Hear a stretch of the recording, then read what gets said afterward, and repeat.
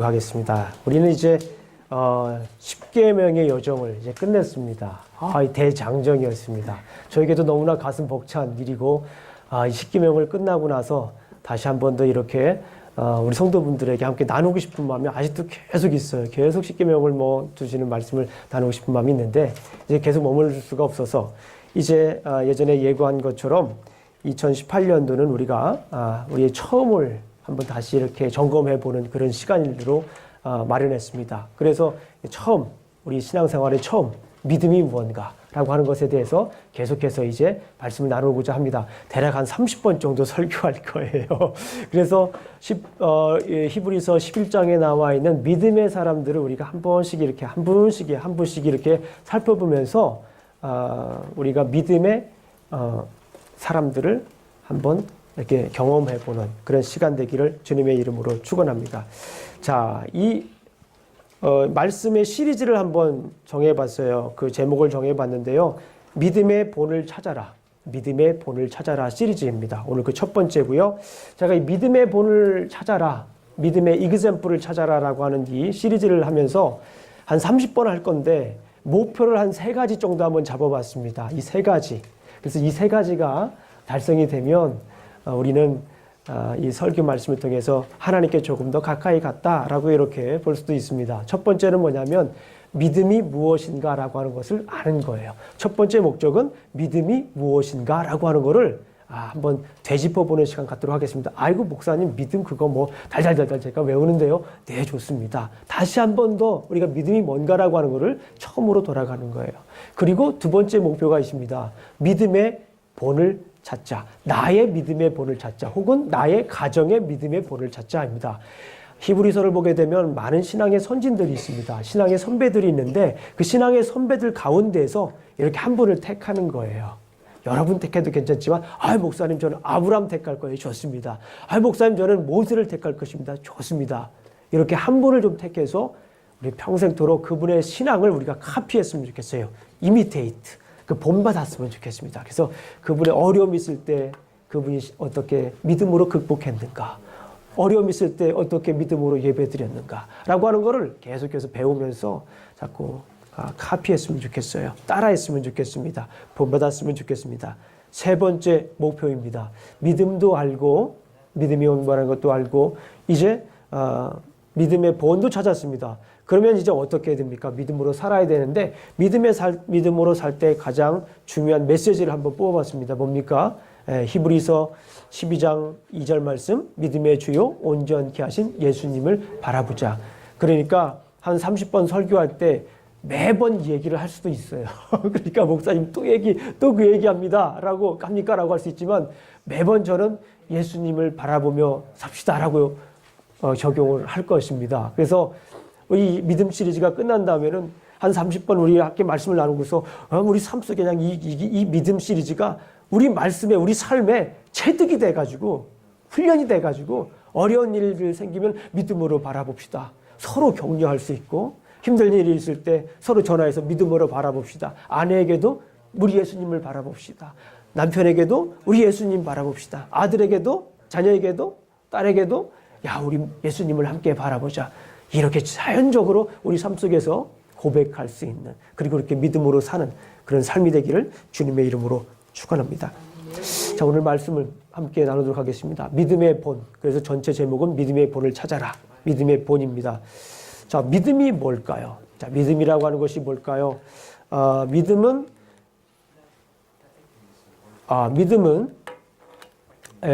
신뢰하고 따르는 것을 말합니다.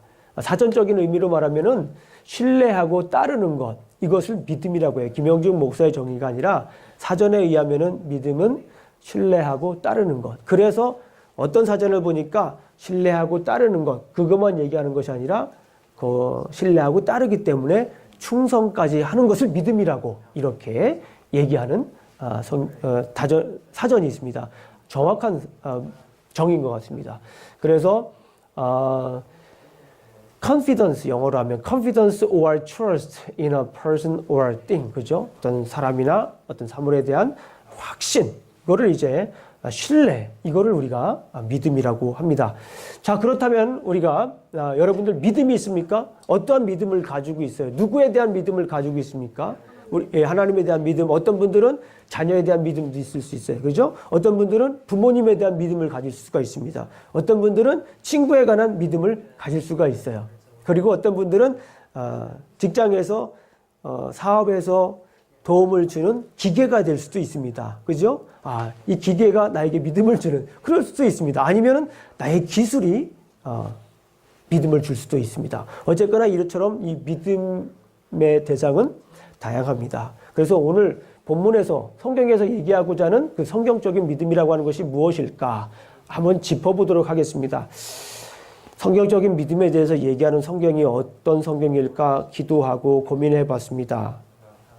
그래서 찾은 말씀이 에베소서 2장 8절 말씀이에요. 이 말씀을 통해서 우리가 믿음이 무엇인가라고 하는 것을 한번 살펴볼 텐데요. 자, 믿음의 뿌리와 믿음의 열매를 생각하면서 우리가 함께 믿음이 무엇인가라고 하는 것을 한번 나누어 보도록 하겠습니다. 자, 첫 번째 믿음의 뿌리. 자, foundation of faith. 그 다음에 두 번째는 virtue of faith입니다. 믿음은 무엇인가라고 하는 것을 생각할 때 믿음의 가장 뿌리, 믿음의 가장 파운데이션이죠. 우리가 집을 지을 때 뭐부터 짓습니까? 지붕부터 짓나요? 나는 집에서 가장 좋은 게 우리 집에서는 가장 좋은 것이 아무래도 텍사스는 더우니까 에어컨이 중요하지. 그래서 에어컨부터 달고 집 짓습니까? 그렇지는 않잖아요. 가장 중요한 것은 뭐냐면 기초를 닦아야 됩니다. 저희 집 앞에 이 기초를 집에 하나 들어섰는데요. 건물 쌓는 데는 별로 시간이 걸리질 않는데 바닥 공사하는 데 시간이 참 많이 걸리더라고요.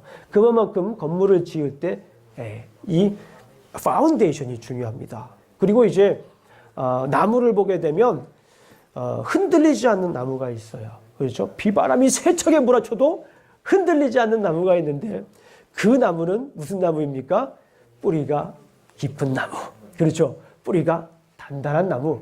그 나무들은 바람이 아무리 세게 몰아쳐도 태풍이 와도 뽑히질 않더라고요. 그래서 세상에 여러 가지 어려운 일들이 있고 또 세상에 우리를 흔드는 여러 가지 사건들이 있지만 그 가운데서도 우리가 당당히 서서 굳게 서서 이길 수 있는 것은 뭐예요? 그 믿음의 뿌리를 잘 우리가 알아야 됩니다. 그래서 믿음의 뿌리가 뭡니까? 라고 누구에게 물어본다면 믿음의 뿌리는 하나님의 은혜입니다. 우리 한번 따라해 보겠습니다. 믿음은 하나님의 은혜에 대한 확신이다.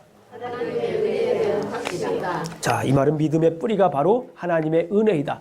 믿음을 얘기를 할 때 하나님의 은혜를 얘기하지 않으면 우리는 온전한 믿음에 대해서 얘기를 할 수가 없어요. 믿음에 대해서 많은 얘기를 할 수가 있지만 믿음은 하나님의 은혜로부터 나오는 거예요. 너희가 그 은혜를 인하여 믿음으로, 그죠? 그 은혜를 인하여. 오늘 말씀을 보니까 에베소서 2장 8절을 보니까 너희가 그 은혜를 인하여. 믿음을 얘기하기 전에 뭘 얘기를 합니까? 은혜를 얘기를 하는 거예요. 누구의 은혜입니까? 하나님의 은혜에 대해서 우리가 알아야 믿음이 기초가 쓰는 거예요. 하나님의 은혜를 모른다? 그건 믿음이 아닙니다. 솔직히 말씀드리면. 그거는 단순한 신뢰에 불과해요. 어떤 사물이나 사람에 대한 신뢰에 불과해요. 그래서 하나님의 이 은혜를 알아야 됩니다. 자, 그러면 오늘 하나님의 은혜에 대해서 한번 말씀을 나눠볼게요. 하나님의 은혜가 무엇입니까? 그러면 은혜가 무엇인가요? 은혜라고 하는 거는 값없이 주는 거예요. 뭔가 바라고 주는 게 아니에요. 제가 그래서 선물이라고 하잖아요. 은혜는 선물입니다. 그런데 어떤 분들은 선물을 주면서 받을 걸 생각하시는 분들이 있어요. 그거는 선물입니까? 선물이 아닙니까? 뇌물이라고 하는 거예요. 그걸 딜이라고 하는 거예요. 뭘 받을 거 생각하고서 뭔가를 주는 거는 우리가 뇌물이 될 수 있습니다. 그래서 그런 거 받을 거 하나 생각하지 않고 그냥 값없이 그냥 주는 거예요. 값없이 그냥 주는 게 바로 은혜입니다. 하나님의 은혜를 우리가 생각해 보겠습니다. 하나님께서 이 세상을 만드셨어요. 만드시고 나서 하나님께서 하신 말씀이 있다고 지난주에 말씀을 드렸어요. 무슨 말씀이라고 했죠? 이 세상을 만들고 심히 좋았더라. 하나님께서도 너무 좋아요. 너무 흡족해 하셨어요. 하나님께서 만드시고 그 세상을 보면서 너무너무 흡족해 하셨습니다. 아담과 하와를 보면서 어떻게 했습니까? 심히 좋았더라. 사람을 만들고 얼마나 좋아하셨는지 몰라요. 하나님의 형상대로 빚으셔서 하나님과 올바른 교제, 온전한 교제, 친밀한 교제, 친밀한 사귐의 시간이 이 에덴 동산에 있었어요. 그런데 문제가 생깁니다. 어떤 문제가 생기죠? 사람에게 뭐가 생기는 거예요? 욕심이 생겼어요. 사람에게 욕심이 생겨가지고 하나님과 같은 욕심이 생겨가지고 어떻게 합니까? 욕심이 잉태한 즉 죄를 낳습니다. 죄가 장성한 즉 사망을 낳는 거예요. 어떻게 이렇게 잘하십니까? 그 욕심 때문에 하나님과 갖다 주고 싶은 마음이 생겼어요. 그래가지고 결국에는 하나님께서 이 에덴 동산에서 이 아담과 하와를 어떻게 합니까? 쫓아냅니다. 쫓아내요. 그 말은 무엇입니까? 하나님과 사람이 점점 어떻게 되는 거예요? 사이가 멀어지는 거예요. 사이가 점점 멀어지면 어떻게 됩니까? 분리되는 거예요. 분리. 하나님과 점점 멀어져요. 하나님과 온전한 교제를 이루다가 하나님과의 온전한 사귐이 있다가 점점 멀어집니다. 점점 멀어지다가 이제 어떻게 됩니까? 그 멀어져서 죽게 됩니다. 자, 여기서 우리가 알아봐야 될 것이 있어요. 하나님과의 관계가 점점 멀어지는 것, 하나님과 분리되는 것, 이것을 우리가 뭐라고 하죠? 죄라고 합니다. 성경에서 죄라고 하는 것은 다른 게 아니에요. 성경에서 말하는 죄라고 하는 것은 하나님과 점점 멀어지는 것, 하나님과 멀어지는 거를 죄라고 해요. 뭐 나쁜 짓을 해서 죄라고 하는 게 아니에요. 하나님과 멀어지는 거는 죄라고 하는 거예요. 뭐 훔쳤다고 해서 내가 죄 짓는 거 성경에서 얘기하는 게 아니에요. 성경에서 1차적으로 가장 근본적인 죄는 하나님과 멀어지는 거예요. 지금 내가 하나님과 멀어지고 있습니까? 그거는 내가 아무리 도덕분자로 살아도 그건 죄 짓는 거예요. 성경에 의하면은. 하나님과 멀어지는 걸 뭐라고 해요? 죄라고 합니다. 죄라고, 이 하나님과 점점 멀어져서 결국에는 어떻게 됩니까? 죽습니다. 그거를 우리가 영적인 죽음이라고 얘기를 해요. 그런데 하나님께서는 그 멀어지는 모습을 차마 두 눈을 뜨고 보실 수가 없었어요. 그래서 선지자들을 통하여서 오늘 아침에 우리가 에레미야 공부했잖아요. 여호와의 말씀이 에레미야가 임하니 에레미야가 어떡합니까? 하나님의 말씀을 온전히 전해요. 히스기야에게 이 세상이 멸망할 것이다. 느부갓네살 왕이 와서 침공할 것이다. 미리 예언을 합니다. 그대로 그 아픈 마음, 그 마음을 가지고 에레미야는 가서 그대로 하나님의 말씀을 전합니다. 이렇게 선지자들을 통하여서 하나님은 이스라엘 백성들과 멀어진 이스라엘 백성들과 다시 가깝게 되기를 원하셨어요. 다시 회복하기를 원하셨어요. 그런데 이스라엘 백성들은 점점 어떻게 됩니까? 점점 멀어집니다. 점점 하나님으로부터 멀어집니다. 가나안 땅으로 갔음에도 불구하고 약속의 땅에 갔음에도 불구하고 점점 멀어집니다. 그곳에서 뭐해요? 우상을 섬깁니다. 그러니까 죄를 짓는 것은 우상을 섬기는 건 뭐예요? 하나님과 멀어지는 거예요. 그래서 가장 큰 죄가 이 우상을 섬기는 겁니다. 하나님과 멀어지는 거. 근데 어떤 분들은 이분들은 하나님하고 멀어지지 않기 위해서 자기 스스로 하나의 이런 가면을 쓰시는 분들이 있어요. 체면을 거시는 분들이 있어요. 하나님도 섬기고 누구도 섬깁니까? 우상도 섬겨요. 그러면 마음이 좀 편하잖아요. 그죠? 예.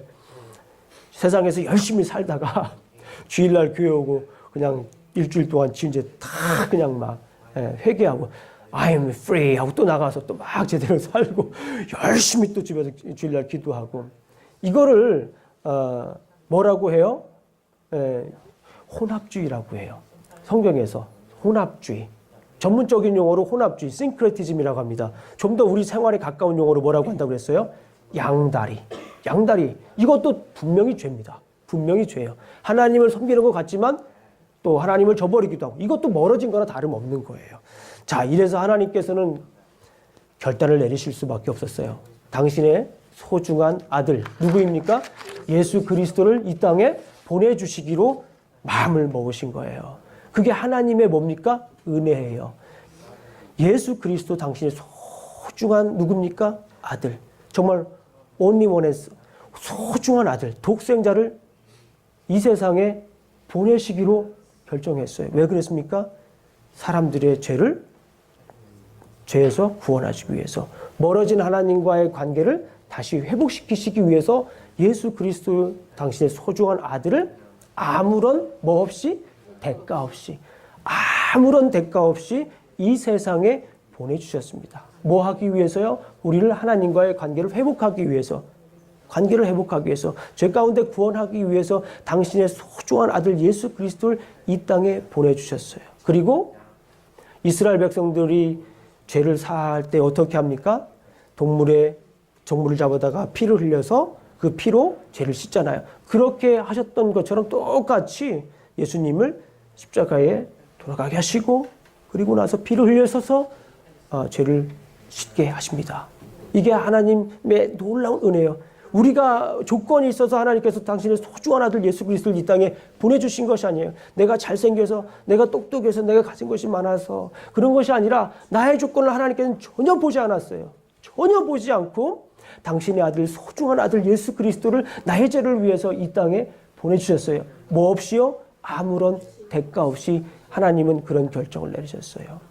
성경 말씀을 제가 한번 읽어드릴게요. 로마서 3장 23절 안 피셔도 됩니다. 로마서 3장 23절 27절입니다. 제가 읽는 성경은 표준 세번역입니다. 조금 쉽게 번역한 성경인데 그 성경을 제가 한번 읽어드리겠습니다.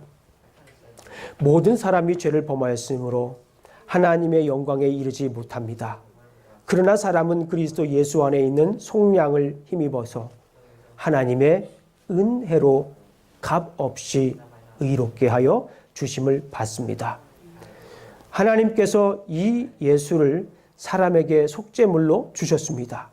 누구든지 그 피를 믿으면 속죄함을 받습니다.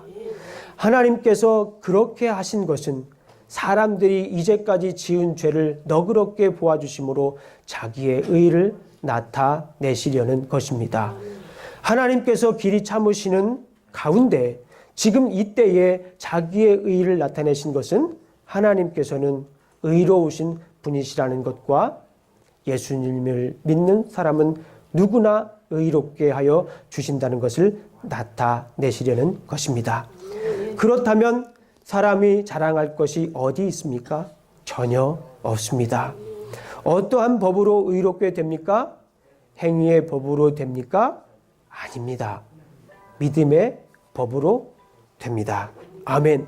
이것이 로마서 3장 23절부터 27절까지 있는 말씀이에요. 뭐예요? 지금까지 말씀드린 것처럼 우리가 예수 그리스도 모든 사람이 죄를 범하였으며 하나님의 영광에 이르지 못했습니다. 예수 그리스도 안에 있는 속량으로 말미암아 하나님의 은혜로 값없이 우리가 뭐 된 겁니까? 의롭다 된 거예요. 법정에 서면 그렇습니다. 법정에 서면은 죄를 지은 사람 판사가 확인해서 땅땅땅 이 사람은 죄인, 땅땅땅 이 사람은 의인, 이렇게 해요. 죄가 없다라고 하는 거예요. 예수님께서 우리의 죄가 있음에도 불구하고 그 죄를 어떻게 하신 거예요? 대신 갚아주신 거예요. 십자가에서 대신 갚아주시고 내가 십자가에서 못 박혀 돌아가니 이 사람은 죄가 없다라고 하는 거예요. 이것이 바로 하나님의 은혜입니다. 하나님께서 우리에게 값없이 보내주신 그 하나님의 은혜로 우리가 그 은혜에 대한 확신, 이것이 바로 믿음의 뿌리예요. 믿음은 하나님의 은혜에 대한 확신입니다. 하나님께서 그 은혜로 값없이 예수 그리스도를 이 땅에 보내주신 것, 나의 죄를 씻기 위해서 이 땅에 보내주신 것, 이것에 대한 그 은혜에 대한 확신을 우리가 뭐라고 하는 겁니까? 믿음이라고 하는 거예요. 그게 믿음의 뿌리인 거예요. 자, 우리는 하나님의 은혜로 구원받는 거예요. 결국에는 우리 믿음 전에 하나님의 은혜가 없다면 우리는 구원받을 수가 없어요. 하나님의 은혜가 없다면 우리에게는 구원이 없습니다. 그렇기 때문에 우리가 하나님의 은혜를 생각하면서 우리가 어떻게 살아야 됩니까? 하나님의 은혜를 생각할 때 다른 사람들에게도 하나님의 은혜를 뭐 해야 될까요? 베풀어야 됩니다. 우리가 거저받았기 때문에 거저줘야 되는 거예요. 내가 생각할 때에 뭔가 손해보는 것 같잖아요. 내가 가진 게 많고 내가 이룬 것이 많고 내가 그동안 얼마나 이것 때문에 피땀 흘렸는데 얼마나 노력했는데 자존심 상해가면서 얼마나 내가 이렇게 이루었는데 생각하면 줄 수가 없어요. 그러나 하나님의 은혜로 받은 거예요. 내가 지금 있는 것이 하나님의 은혜로 받은 것이라면 내가 베풀 수 있는 거예요. 저는 이 은혜의 복음을 땅끝까지 가서 우리가 전해야 됩니다. 이 침례교 정신은 은혜의 복음을 땅끝까지 전하는 거예요. 모든 급파가 그렇듯이. 그런데 이 땅끝까지 가기 전에 우리가 가까운 데를 좀 봤으면 좋겠어요. 땅끝을 외칠 때는 우리가 정말 하나님의 은혜가 쫙 펼쳐집니다. 그렇잖아요? 예, 막연하니까. 그런데 아내를 생각하거나 남편을 생각하면 은혜가 줄어들어요. 이건 무슨 현상입니까? 이건 우리는 가까운 데부터 그 하나님의 은혜를 연습해야 돼요. 옆에 있는 아내에게 하나님의 은혜를 연습해야 돼요. 친구에게 하나님의 은혜를 연습해야 됩니다. 남편에게 하나님의 은혜를 연습해야 돼요. 이것이 우리 크리스찬들의 힘이에요. 하나님의 은혜를 아는 사람들의 능력인 줄로 믿습니다. 우리 한번 따라해 보겠습니다. 하나님의 은혜 때문에 내가 참는다. 은혜의 눈으로 보는 거예요. 은혜의 눈으로. 자, 은혜의 눈으로 이 세상을 바라보자. 시작. 은혜의 안경을 지금부터 쓰셔야 됩니다. 은혜의 안경을 쓰셔서 이 세상을 은혜로 다시 한번 재해석해야 돼요. 어떤 현상들이 일어나고 있잖아요. 우리 주변에 여러 가지 일들이 있습니다. 이해 안 되는 여러 가지 일들이 있어요. 어떤 때는 그 좋은 일도 있고 나쁜 일도 있어요. 어쨌거나 계속 일은 일어나고 있습니다. 그런데 우리는 그 사건들을 그냥 보면 안 돼요. 우리 그리스도인들은 그냥 보면 안 돼요. 세상 사람들처럼 그냥 보면 안 됩니다. 뭐를 끼자고요? 은혜의 눈 안경을 껴야 됩니다. 은혜의 안경을 껴서 다시 한 번 더 그 사건이라든가 일어난 일들에 대해 재해석해야 돼요. 하나님께서 왜 나에게 이런 일을 주셨는가? 내가 하나님의 은혜로 그런 일어나는 현상들을 다시 한 번 더 해석을 해야 되는 줄로 믿습니다. 따라해 보겠습니다. 하나님의 은혜 때문에 내가 먼저 손을 내밀 수 있습니다. 하나님의 은혜를 생각하니 미안해. 하나님의 은혜를 생각하니 사랑해. 다시 살 수 있어. 예, 하나님의 은혜를 생각하면 우리가 먼저 손 내밀 수 있고 하나님의 은혜를 생각하면 우리가 좀 더 참을 수 있는 줄로 믿습니다. 이렇게 하시면 절대 후회하지 않습니다. 하나님의 은혜가 전해지면 믿지 않던 남편이 어떻게 됩니까? 돌아와요.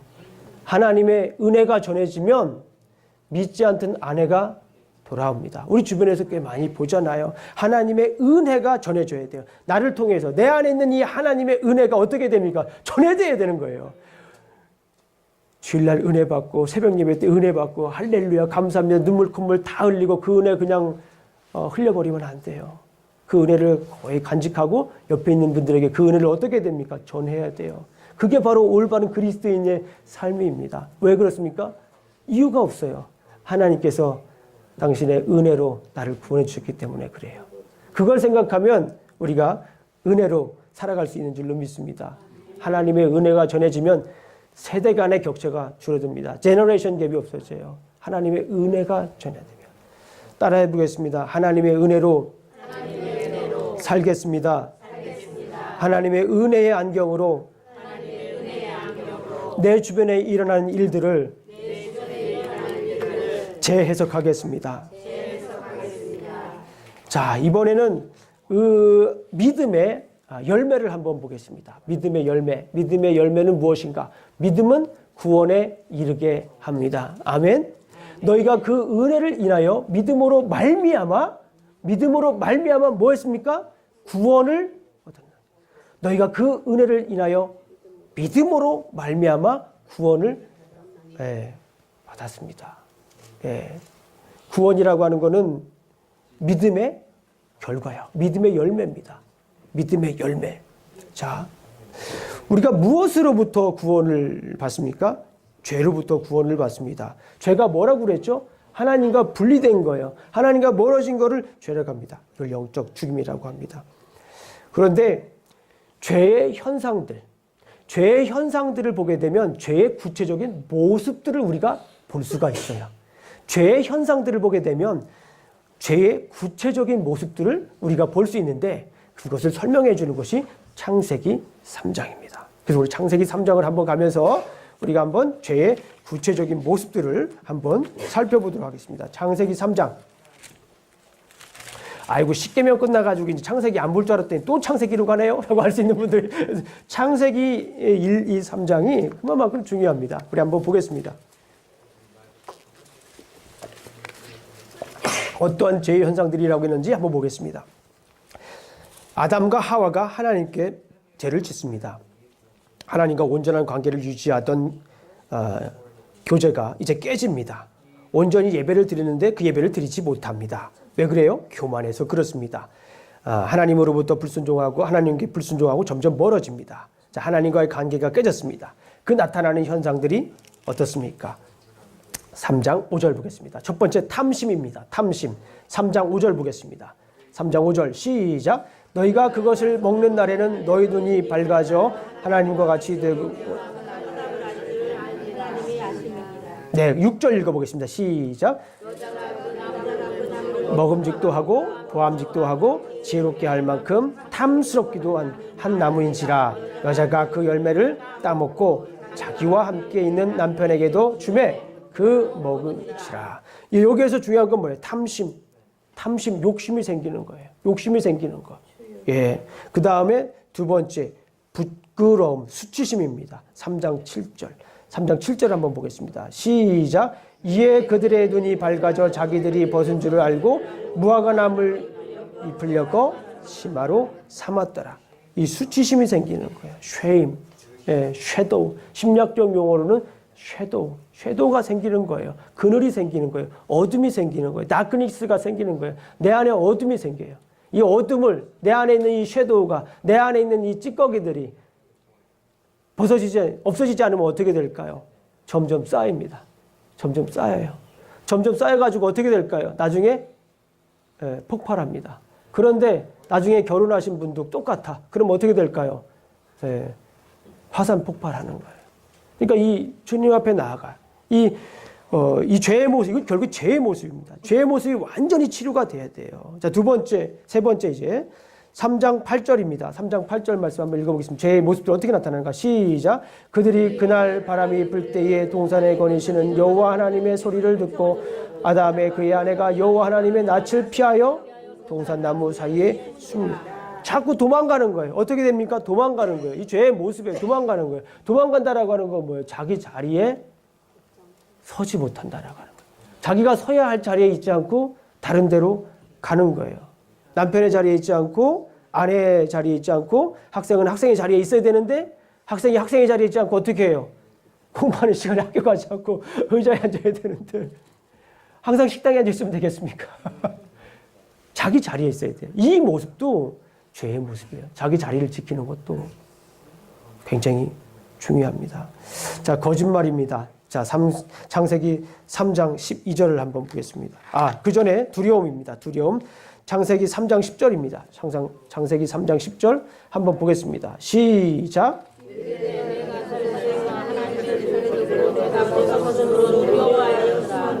두려움입니다. 이 두려움도 죄의 현상입니다. 죄의 결과가 나타나는 현상이에요. 두려움도. 그냥 두려움만 생기는 거예요. 뭘 하지들 못해요. 두려움이 생겨서 두려움이 앞서서 아무것도 하지 못하는 거예요. 이것도 역시 죄의 결과입니다. 자, 그리고 마지막으로 이제 죄의 결과, 거짓말입니다. 창세기 3장 12절 말씀입니다. 우리 한번 읽어보겠습니다. 시작. 아담이 이르되 하나님이 주셔서 나와 함께 있게 하신 이 여자가 그 나무 열매를 내게 주었으므로 내게 먹었나이다. 이것은 언뜻 보면은 거짓말이 아닌 것 같아요. 그죠? 진실입니다. 언뜻 보게 되면, 이야기상으로 보게 되면은 틀린 말 한 게 아니에요. 그런데 그 속내를 보게 되면 거짓말입니다. 욕심 때문에 이렇게 한 거잖아요. 그래서 이거를 half truth라고 합니다. 반은 거짓말, 반은 진짜고 반은 false, 거짓말입니다. 이것도 뭡니까? 거짓말이에요. 이것도 거짓말입니다. 이처럼 죄의 결과는 이렇게 나타납니다. 그렇다면 우리가 어떻게 구원을 받습니까? 믿지 않는 사람들은 이 죄라고 하는 구렁텅이에서 벗어나기 위해서 나름대로 열심히 삽니다. 어떤 이들은 죄를 씻기 위해서 선행을 합니다. 어떤 사람들은 죄라는 것이 심리적인 것으로 판단해서 심상담 치료사를 만나기도 하죠. 그래서 어떤 이들은 죄의 문제를 돈으로 해결하려고 하는 사람들도 있습니다. 뭐 굳이 말씀을 드리지 않더라도 이 세상의 모든 것들, 돈이면 안 되는 게 뭐가 있냐? 뭐 이렇게 물어보는 분들, 또 생각하시는 분들이 꽤 많아요. 결국엔 돈 문제였다. 사실 결국엔 돈 문제인가요? 결국엔 돈 문제가 아닙니다. 우리는 그렇게 쉽게 얘기할 수 있어요. 결국엔 돈 문제다라고 할 수 있지만 그게 돈 문제가 아니에요. 죄의 문제입니다. 죄의 문제. 하나님과 떨어지는 그 죄의 모습. 영적으로 죽은 모습이에요. 열심히 돈을 벌어가지고 모든 것을 다 할 수 있어요. 남들이 부러워할 만큼 열심히 돈을 벌면 자유로워질 거라고 생각하시는 분들이 의외로 꽤 많이 있습니다. 그래서 그러다 보니까 다른 법적인 죄도 짓고 영적인 죄도 짓게 되는 것입니다. 우리가 잘 아는 것처럼 이런 것들은 죄의 문제를 해결할 수가 없어요. 특히 돈의 문제. 얼마 전에 제가 바쁘 소리를 들었던 사람의 진솔한 고백을 들었습니다. 지난 날을 돌아보니까 정말 열심히 돈을 벌었다고 해요. 자기가 어렸을 때 꿈꾸던 것을 보다 더 많은 돈을 벌었다고 얘기를 합니다. 그런데 그분이 얘기를 하더라고요. 사람들이 그렇게 나를 부러워하는데 돈이 가장 많았을 때 가장 외로웠대요. 그분 얘기예요. 돈이 가장 많았을 때 가장 외로웠대요. 돈으로 우리는 모든 것을 할 수 있다라고 생각하지만 결코 그렇지가 않습니다. 우리가 어떻게 구원받습니까? 하나님의 은혜에 대한 확신을 가질 때 우리가 어떻게 됩니까? 구원을 받습니다. 하나님의 아들을, 하나님께서 당신의 소중한 아들 예수 그리스도를 나를 위해 이 땅에 보내주셨다라고 하는 그 놀라운 사실을 우리가 확신할 때, 믿을 때에 우리는 이제 구원을 받게 됩니다. 우리 성경을 한번 찾아보겠습니다. 성경을 한번 제가 읽겠습니다. 너무나 잘 아시는 말씀이기 때문에 요한복음 3장 16절 17절 하나님이 세상을 이처럼 사랑하사 독생자를 주셨으니 이는 저를 믿는 자마다 멸망치 않고 영생을 얻게 하려 하심이라. 하나님이 그 아들을 세상에 보내신 것은, 요 구절을 많이 사람들이 생략하는데 요한복음 3장 16절 다음에 몇 절입니까? 17절. 17절도 굉장히 중요합니다. 하나님이 그 아들을 세상에 보내신 것은 세상을 심판하려 하심이 아니요 그로 말미암아 세상이 구원을 받게 하려 하심이라 라고 이렇게 말씀을 하고 있습니다. 우리가 어떻게 구원을 받습니까? 제가 한국에 있을 때 어린이 부흥사였습니다. 돌아다니면서 이 가방 메고 부직포 짝짝 붙여가면서 서해안도 가고 또 섬도 가고 그러면서 불러주는 데 가서 이 복음을 전했습니다. 어린이 부흥사였어요. 그런데 제가 이거는 신학적으로 딱 맞는 건 아니지만 어린이 부흥사면서 처음 가는 곳에 제가 처음으로 아이들과 소통하고 성과 아이들과 마음의 문을 열기 위해서 하는 것이 있습니다. 그것이 뭐냐면 요거예요. 얘들아! 그러면 애들이 뭐라고 해요? 네라고 대답하는 거예요. 여러분도 그렇게 한번 해보세요. 얘들아! 네. 참 어린아이 같습니다. 참 좋습니다. 얘들아! 그러면은 네. 너네들 천국문을 열 수 있나? 천국문이요? 그 애들이 물어봐요. 그러면은 어떤 예쁜 아가씨가 와가지고 천국문을 열어봐. 우리 같이 열어보자. 시작. 영차. 같이 하는 거예요. 시작. 영차. 다시 한번 해보자. 영차. 자, 화장 고치고 다시 한번 영차. 안 열리네. 두 번째 힘이 센 아저씨. 우리 한번 따라해보겠습니다. 힘이 센 아저씨. 열어볼까? 영차. 영차. 다시 한번 운동 더 하고 안 열리네. 다시 한번 해볼까? 시작. 영차. 영차. 안 열리네. 믿음 좋은 나. 믿음 좋은 나 해보세요. 믿음 좋은 나. 한번 열어볼까?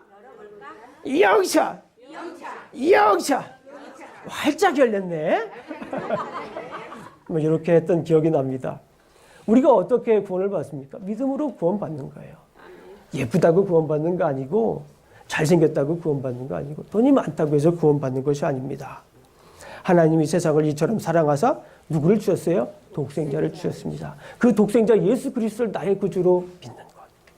그 독생자 구주를 누가 보내셨습니까? 하나님이 보내신 것. 하나님의 은혜로 값없이 보내주신 것을 믿을 때 우리가 구원을 받습니다. 로마서 10장 8절 13절을 제가 다시 한번 읽어드리겠습니다. 이 표준 세번역입니다. 아까 성경과 다르죠? 잘 들으시기 바랍니다. 입으로 예수는 주님이라고 고백하고 하나님께서 그를 죽은 사람들 가운데서 살리신 것을 마음으로 믿는 사람은 구원을 얻을 것입니다. 사람은 마음으로 믿어서 의에 이르고 입으로 고백해서 구원에 이릅니다. 성경은 그를 믿는 사람은 누구나 부끄러움을 당하지 않을 것입니다. 하고 말합니다. 유대 사람이나 그리스 사람이나 차별이 없습니다. 그는 모든 사람에게 똑같이 주님이 되어주시고 그를 부르는 모든 사람에게 풍성한 은혜를 내려주십니다. 주의 이름을 부르는 사람은 누구나 구원을 얻을 것입니다. 아멘. 여러분들 무엇 때문에 아파하십니까?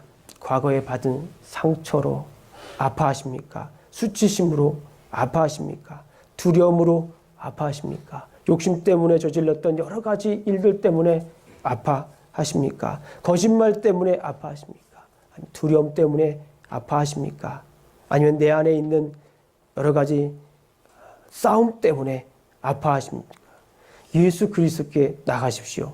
그분은 우리의 죄를 깨끗이 씻기 위해서 이 땅에 오셨습니다. 예수 그리스도를 내 마음에 모실 때, 예수 그리스도를 진정으로 믿을 때 우리는 죄로부터 구원을 받습니다. 믿음은 하나님의 은혜에 대한 확신이고 구원은 그 믿음의 결과입니다. 자, 오늘 말씀을 요약하겠습니다. 하나님은 하나님의 은혜로 예수님을 구원자와 주인으로 믿을 때 우리는 구원받습니다. 여기 정말 중요한 건 예수님을 구원자로 믿고 또 하나가 더 있어요. 주인으로 믿는 거예요. 예수님을 나의 구원자라고 믿은 사람들은 현상이 있어요. 그 현상이 뭐냐면 이 세상의 주인이 바뀌는 거예요. 누가 바뀌는 거라고요? 주인이 바뀌는 거예요. 내가 주인인 줄 알았어요. 세상에서 세상의 인문학은 세상의 사상은 네가 주인이라고 얘기를 해요. 제가 세상의 책들을 꽤 읽었습니다. 나름대로. 그런데 거기에서 주고자 하는 메시지는 뭐예요? 네가 주인이라고 하는 거예요. 네가 주인. 그로부터 근대는 시작이 되는 거예요. 네가 주인이라고 하는 생각부터 근대가 시작이 되는 거예요. 이성이 시작이 되는 겁니다. 그런데 성경은 어떻습니까? 누가 주인이라고 얘기하십니까? 내가 주인이 아니라 예수 그리스도가 주인인 거예요. 구원받은 사람들의 모습을 보게 되면 주인이 완전히 바뀐 거예요. 구원받은 사람의 결과의 삶을 보게 되면 주인이 바뀌는 거예요. 다른 거 없어요. 주인이요. 가만히 보게 되면 이 세상의 주인처럼 사는 사람은 구원받지 못하는, 자기가 이 세상의 주인공처럼 사는 사람들은 구원받지 못한 사람이에요. 예수님이 이 세상의 주인인처럼 사는 사람이 진정한 구원받은 사람의 모습입니다. 우리가 예수님을 주인으로 모셔야 돼요. 따라해 보겠습니다. 예수님은 나의 주인입니다.